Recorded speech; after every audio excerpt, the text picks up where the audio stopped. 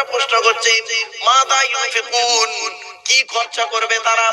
আল্লাহ পাক বললেন কুল্লু নবী তুমি বলো মা আনফাকতুম মিন খায়রিন ফালিল ওয়ালিদাইনি ওয়াল আকরাবিন, টাকা পয়সা ধন সম্পদগুলো সর্বপ্রথম তোমরা তোমাদের বুড়ো বুড়ি বাপ আর মায়ের পিছনে প্রথম ব্যয় করবে, আল্লাহ খুশি হয়ে যাবে। সর্বপ্রথম টাকা পয়সা ব্যয় করবেন কার পিছনে? জোরে বলো, বাপ আর মায়ের পিছনে। এই ছেলে, বাপের পিছনে পয়সা ব্যয় করো না, মায়ের পিছনে পয়সা ব্যয় করো না। তুমি সন্তান, বাপকে একটা লুঙ্গি কিনে দিয়েছে তার দাম 300 টাকা, শাশুড়িকে যে মালটা শ্বশুরকে যে মালটা কিনে দিয়েছে তার দাম 1300 টাকা, অবাগিনী মাকে একটা শাড়ি কিনে দিয়েছে তার দাম 500 টাকা, শাশুড়িকে যে মালটা কিনে দিয়েছিল তার দাম 2500 টাকা। নবীজি বলেছেন পৃথিবী ধ্বংসের লক্ষণ হলো নিকটবর্তী লোকের সঙ্গে মহব্বত থাকবে না, দূরবর্তী লোকের সঙ্গে মহব্বত তৈরি হবে। নিজের বাপকে তুমি বাপ বলো না, নিজের বাপকে তুমি আব্বাজান বলে ডাকো না, অন্য ব্যক্তিকে তুমি আব্বাজান বলে কদম বসি করো, ঠিক না বেটি? বাবা কথাগুলো শুনতে খারাপ লাগবে, অতি বাস্তব কথা বললাম। নিজের বাপকে বাপ বলেন, আব্বা বলেন, আব্বাজান বলে ডাকে। নিজের বাপের প্রতি ভক্তি নেই, শ্বশুরের প্রতি ভক্তি বেশি। নিজের মায়ের প্রতি ভক্তি নেই, শাশুড়ির প্রতি ভক্তি বেশি। নিজের মায়ের পেটের ভাইয়ের প্রতি ভালোবাসা নেই, স্ত্রীর ভাই শালার প্রতি মহব্বত খুব বেশি। নিজের মায়ের পেটের বোনের প্রতি ভালোবাসা নেই, স্ত্রীর বোন শালীর প্রতি স্নেহ খুব বেশি। আল্লাহ বলছে বান্দা তুই এটাও চিন্তা কর, তুই তো এই শীতকালে কত ঘন্টা ঘুমাস? 6 ঘন্টা, 8 ঘন্টা, 10 ঘন্টা ঘুমিয়ে পড়ে থাকিস বিছানা। আর এই পৃথিবীতে একটা সৃষ্টি জীব আছে, কোনদিন সে ঘুমায় না, সব সময় জেগে থাকে। আল্লাহ একটা সৃষ্টি জীব, বলবো এই পিড়ে ঘুমায় না। আল্লাহ বলছে বান্দা শোন, এই পৃথিবীতে তুই 24 ঘন্টার মধ্যে 6 ঘন্টা ঘুমোস। আর এই পৃথিবীতে এমন একটা জীব আছে মাত্র 3 মিনিট ঘুমায়, মাত্র 3 মিনিট ঘুমায়। এই বাচ্চাটাকে সরাসরি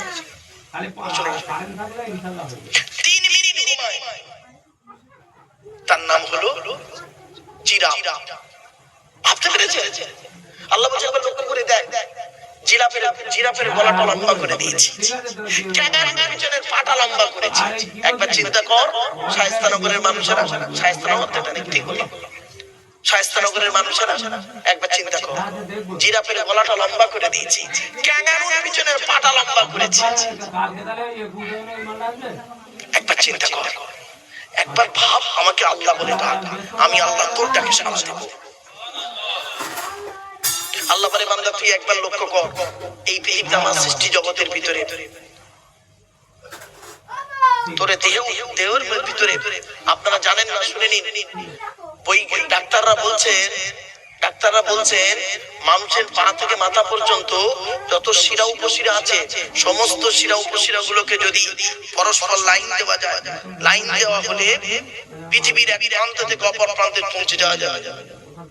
ভাবতে পেরেছেন? শুধু তাই না, আল্লাহ বলে তোকে তোর মায়ের পেটের ভিতরে আনলাম, মায়ের পেটের ভিতরে এনে তুই কিভাবে থাকলি 10 মাস 10 দিন রাখলাম তোকে। ছোট্ট একটা প্রশ্ন করি, উত্তরটা জানতে দেখি। লাথি মারলে মানুষ হাসে না কাঁদে? আরে ভাই বলুন না, বাচ্চা যখন ছেলেকে লাথি মারে, বাচ্চা যখন তার মাকে লাথি মারে, ছেলে যখন তার মাকে লাথি মারে, মা তখন হাসে না কাঁদে? জোরে বলো। হাসে আবার কাঁদে। আমার এই ওয়াজ শুনতে গেলে একটু দেরি লাগে, কি আলোচনা হচ্ছে ইউটিউবে যারা আছে তারা বুঝতে পারছে, জ্ঞানী লোকেরা। একই সন্তান, দুটোই লাঠি, একটা লাঠি মারলে বাচ্চা মা হাসে, আর একটা লাঠি মারলে মা কাঁদে। এই শায়েস্তানগরের নারীর পুরুষেরা ভালো করে শুনে নাও, একটাই সন্তান তোমার, দুটোই লাঠি, একটা লাঠি মারলে মা হাসে, একটা লাঠি মারলে মা কাঁদে। খালি জায়গাটা আলাদা, পর্দার এপার আর ওপার। মায়ের পেটে যখন বাচ্চা যখন থাকে, বাচ্চা যখন মায়ের পেটে লাথি মারে, মা তখন হেসে ফেলে, ঠিক না বেটি? ডাক্তার জিজ্ঞেস করেছে, ডাক্তার বলছে তোমার বাচ্চা বেঁচে আছে কিনা বুঝবে কি করে? বাচ্চা নড়ে তো পেটে, 8 মাস হয়ে গেছে বাচ্চা নড়ে নেই, 2 দিন নড়ে নেই, তাই টেনশনে আছে। হঠাৎ বাচ্চা করেছে কি 2 দিনের মাথায় পেটে লাথি মেরেছে। মা তখন হেসে ফেলে ডাক্তারকে ফোন করেছে, স্যার আমার পেটে বাচ্চা লাথি মেরেছে। হেসে ফেলে বলছে তাহলে চিন্তা নেই, বাচ্চা বেঁচে আছে। তাহলে মায়ের পেটে বাচ্চা যখন লাথি মারে মা তখন হেসে ফেলে, আর ওই বাচ্চা মায়ের পেট থেকে এসে, ওই বাচ্চা মায়ের পেট থেকে এসে যখন বাচ্চা বড় হয়ে যায়, আর বাচ্চা যখন, ওই ছেলে যখন মাকে লাথি মারে তখন মা কাঁদে।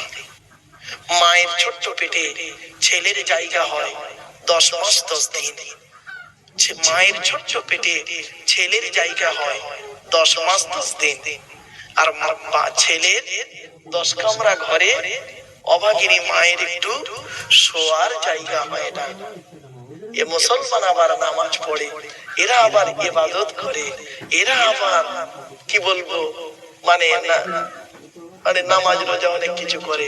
খবরদার নয়, শুনে রেখে দাও, আল্লাহর নবীর পরই স্থান হলো বাপ আর মায়ের। আল্লাহর আলোচনা করলেই বাম্মার আলোচনা আসবেই আসবে 100%। আল্লাহর আলোচনা